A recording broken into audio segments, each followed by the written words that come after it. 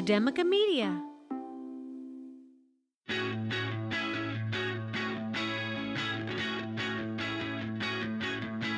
From Academica Media Studios in Miami, Florida, it's Big Ideas in Education, a weekly recap of inspiration and innovation in your schools.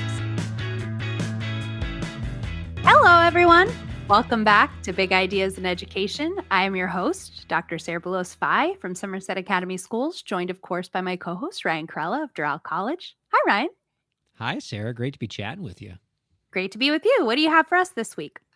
Let's talk about math. I know we love math and it doesn't scare us in the slightest, and you're excited for this story.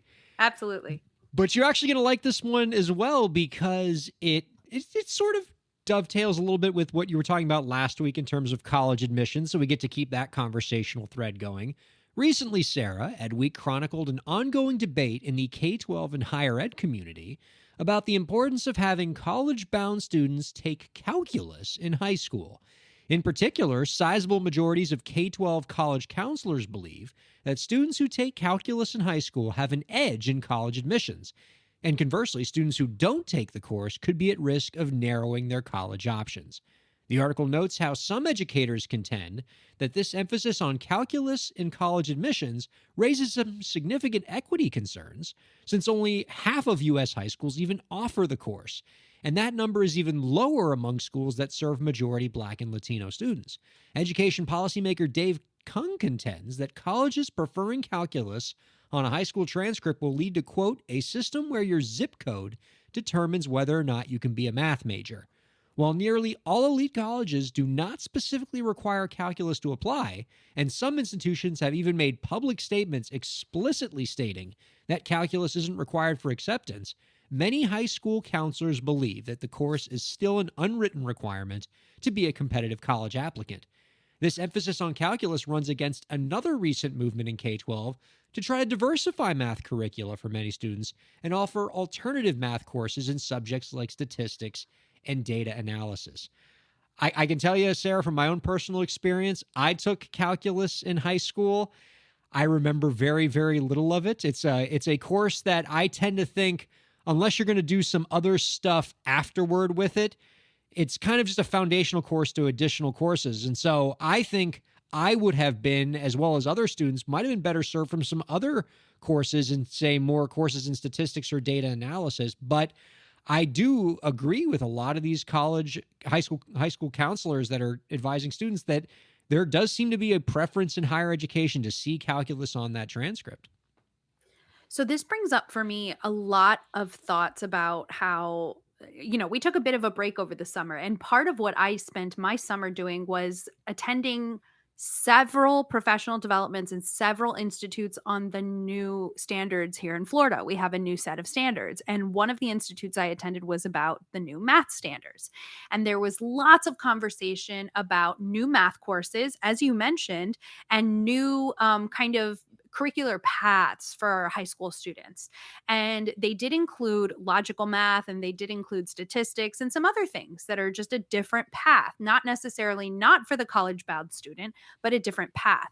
And I think what we're seeing is that there are a lot of students who, even if they are college-bound, are not the kinds of students who might be successful with calculus in high school. And that was a conversation that was had. So you can debate whether or not having the course in high school is beneficial for the student or not. And that's one debate. Then we can debate whether or not having calculus on your transcript makes you a more desirable applicant. I'm going to tell you that the issues that I have with this being on your transcript and possibly making a child a better or less desirable applicant is really problematic for me. As you mentioned in the article, that it is an equity issue. There are some other issues that I like to bring up when we're talking with other educators about the doors that are open and the doors that are closed for students, and how early we open and close those doors. So let's talk about a student who may take calculus in high school. Let's walk back. What year are they going to take calculus in high school? Possibly junior or senior year, right? Let's assume that the high school offers calculus, right? Because as you mentioned, It is not consistent. It's completely inconsistent which schools offer it. And it is in less affluent areas where we see that the dearth of high school offerings with calculus exist. Okay, so let's take that. So let's say if the school offers it, maybe they are going to take it as a junior or a senior. Let's walk back. What are the prereqs to get into a calculus class? What does the student have to have taken? In Florida, you have to have taken Algebra 1, you have to have taken Geometry, Algebra 2, pre-calculus possibly, or a trigonometry course. Those are several courses. Now, if you're counting, if you take Algebra your freshman year, Geometry your sophomore year, you're not ready for calculus your junior or senior year, right? You're not there. Yeah. So when are you taking those courses? You're taking those courses as a middle schooler. You're taking high school math courses as a middle schooler. How do you get into high school math classes as a middle schooler? You need to demonstrate a mastery of the middle school content by elementary school, 5th or 6th grade. So now we're talking about doors being closed to college admission when a child is 10 or 11 years old. And that's obviously that's particularly problematic if we believe in this idea of some students are going to be later bloomers, or maybe they get into a better situation for their own education later in life. But yeah, as you noted, if we are going to say, whether it's written or an unwritten rule, that calculus is an important thing to have on your transcript if you want to be an elite college applicant, your ability to get to calculus by the time you get your high school diploma is going to be dictated by what you're doing when you're 8, 9, 10, 11 years old, so you can get onto that calculus track by the time you're in middle school. Correct. That doesn't seem like a great system. It's really problematic. And I'm not saying that this is, I'm not saying I have an answer for it, but I think that we as educators need to think about what the actual real consequences are for kids when we start throwing around recommendations like that. And if the doors are closed for students, do we have alternate on-ramps for them later on, right? Are there other options for them? Are we going to provide other interventions to get them if that is their goal? If their goal is college acceptance, if their goal is a college path because the career that they'd like to get into requires a college education, then we need to find other on-ramps for them. Well, I'm wondering how much of the blame here, if we're going to use that word, because it's kind of a heavy one, but how much of that lays with the colleges? Because there seems to be something getting lost in translation where most colleges don't have a formal calculus requirement to be a competitive applicant. And yet, according to this data, nearly every high school college counselor in the country seems to believe that there is one. So is higher ed not making a clear statement on this point, or are they talking with both sides out of both sides of their mouth by saying on the record you don't need calculus, but the numbers are saying a different story in terms of the students that they're admitting? For at least the last decade, there has been a lot of talk about the fact that there is a very notable gap between what we require to graduate high school and what is required to go to college, specifically in the state of Florida, right? So in the state of Florida, we have an excellent state university system. And when we look at what is required to graduate from high school versus what is required to get into this wonderful state education system, there's a gap. And not to say that every child who graduates from high school needs to or desires to go to college, but the fact that we are not always preparing them for that is part of the issue here in the state of Florida that we are specifically trying to address. A lot of ways that we've tried to do that is by bringing in, I've taught some of these courses myself, bringing in courses like college algebra or reading for college readiness, which are technically college courses, into the high school so that students can have some of those prerequisite courses taken, and so that students don't get stuck taking any remedial courses at the community college or college level, because those remedial courses they take at the college level, one, cost them a lot of money, and two, don't actually earn them enough credits to actually get towards their degree. So we're trying to make that partnership happen. So I don't know if I want to throw a word like blame around, but I think one of the solutions that we might try is building better partnerships between high schools and colleges to talk about, like, okay, so if this is what we want to see in college, what do we need to do in high school? But again, there has to be serious conversation about what those effects are for students, what doors are open, what doors are not opened for them, and how do we make sure that we're still creating an equitable educational opportunity in our schools. And I hope that conversation happens sooner rather than later, because one of the places where you and I on this program, Sarah, have talked about a underrepresentation of certain groups in STEM, that STEM has underrepresentation of minority racial groups and folks of low socioeconomic status.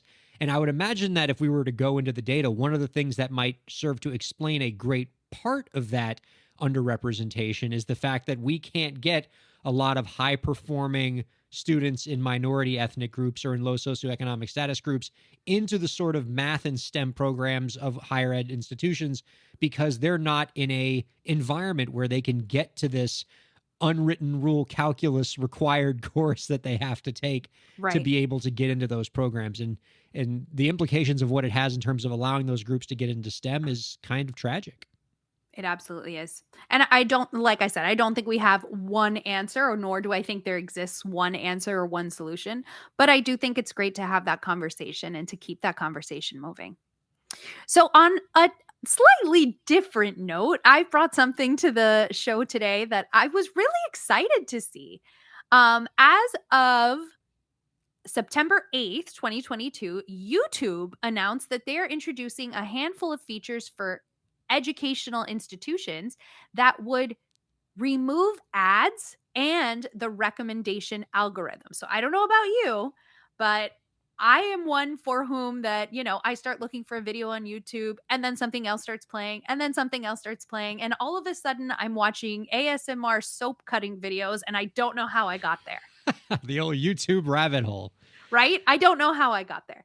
Now, as a classroom teacher, this is particularly problematic because maybe you find something really cool that you want to share. Maybe you're trying to share an audio clip, or maybe you're trying to share Maya Angelou reading some poetry, right?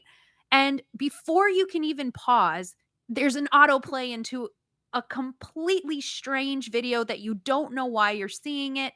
It's not something necessarily that you wanted your students to see, may not be appropriate for your students to see, and or you're receiving an ad. And that has been a problem for educators for years. And in fact, it has caused many school boards to ban YouTube in a lot of different school systems where they just have a flat out ban on YouTube. So maybe it was about time for YouTube to say, we are going to make sure that we are going to remove ads, external links, and recommendations so viewers can, quote, avoid distractions. Having a player without YouTube's recommended algorithm built to keep you watching and serve you new content is probably good for students using the platform for school. And I can tell you, as an educator, I'm very excited about this. So it says the ad and recommendation free player will be open to select partners to start, including education tech companies like Edpuzzle, Google Classroom, Purdue University, and Purdue Global.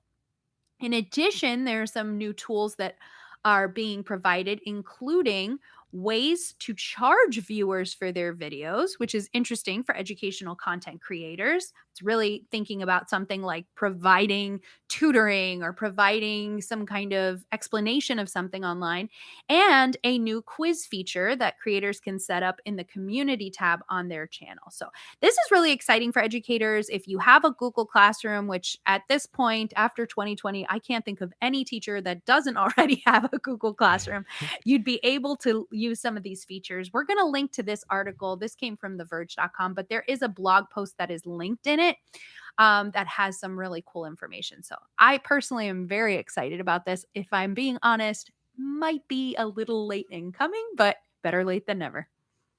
I share your enthusiasm, Sarah, as somebody who loves YouTube just as a great place to find all sorts of great content, and also as an educator. I would imagine that if you had to rank sort of the places where people are getting the most learning or the most information, right? Wikipedia is probably number one, and YouTube's probably right behind it. And I might even have that mixed up. I mean, there's probably, more I mean, people are. depending on your age demographic, I think Yeah. TikTok might be up there too. Well, that's fair. But I'm just Twitter. like more people are learning more things from YouTube than any academic institution, any other web platform, anything. I had a clog in my garbage disposal yesterday and figured out how to unclog it with a YouTube video. That's right. So whether we like it or not, and no matter how many school boards ban it, YouTube is already a very powerful education platform. So I share your enthusiasm in that YouTube is stepping up, identifying the power of this platform that they have and making adjustments to it to make it more hospitable to the educational experience, to make it something that's more conducive to learning. Not just, as you noted, in the removal of commercials and recommended videos and things like that, but also in the creation of allowing people to create assessments around those videos. That's really terrific. All the tools that they're creating for educators so that you can create materials around the videos, allowing teachers to, get their content creation on using YouTube as a platform for that. All of that's really exciting, and it's about time, frankly. It is. And I think it's interesting. And I have still a lot of questions for you too, because I know that there are a lot of educators who also exist as education influencers. And so I wonder if removing ads in certain education content is going to limit the amount education content creators can garner. And so I just am very interested to see what the result of this is going to be, if it's going to encourage more people or discourage some people from providing or maybe tagging their content as educational. I think it's going to be interesting what mechanisms are going to be in place to protect students, if maybe there will be age filters, because we already have YouTube Kids and we already have some other YouTube platforms that are demographic focused. So how can we use that to help us with our students? So I think it's exciting. I still have a lot of questions. I'm very interested what this will look like. But if you are a person who has thought, I do this a lot, I should make a YouTube video about this for my students, maybe there are some better ways to go about that now. And let's see how it's going to pan out. I'm with you on your point about recommended videos. So much of my best learning experiences on YouTube happen because I'm learning one thing, and then YouTube's algorithm gives me 10 more videos that I can enjoy that allow me to look at that same subject in new ways. So I would hope that eventually, when this kind of reaches its full potential, that we still have that element where basically the recommended video algorithm becomes a for further reading kind of section where you can learn more about this topic from different perspectives after you've watched that video. I would hate for YouTube to take that away, but maybe take away the recommendations for videos that are just completely out of left field or exposing students to content that isn't appropriate for them. I think finding that balance is important, though.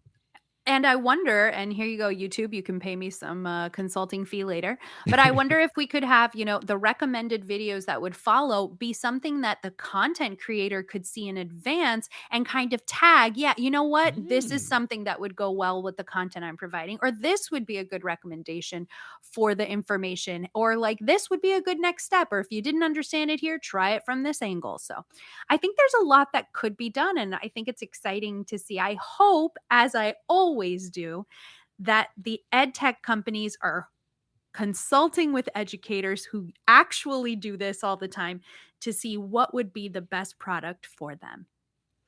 So I hope that YouTube is listening to educators, and I hope that they are having a conversation about it, and we'd love to have that conversation with you. Let us know your thoughts on this or any of the topics we've discussed, or anything you'd like to hear about. You can always reach out to us using the hashtag BigIdeasInEducation at Academica Media on Twitter. Thanks so much. We hope you have a great day. Bye, everybody.